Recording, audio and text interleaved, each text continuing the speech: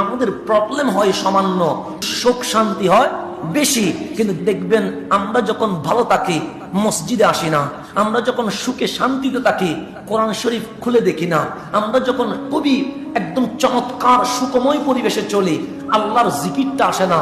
কিন্তু বিপদে পড়লেই দেখবেন আমি আপনি কোথায় মসজিদের প্রথম কাতারে চলে আসি, বিপদ চলে গেছে আর আমার কোনো খবর নাই। এখন আল্লাহ আপনাকে আর কত সতর্কতা করবে, কখনো গরম 40 ডিগ্রি পর্যন্ত বাড়িয়ে দিচ্ছে।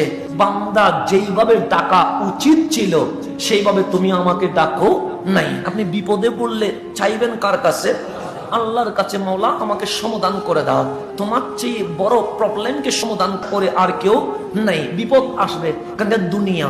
আল্লাহ বলছে যে আমার যত আপন হবে তার মুসিবত তত বেশি বাড়বে। আল্লাহ বলছে হাবিব আপনার উম্মতকে বলেন না আমি যার জীবনের গুনাহ মাফ করে আমার দিদার দিতে চায় তাদের দুনিয়ার জমিন আমি অনেক কষ্ট দিব, পরীক্ষা দিব। কেন?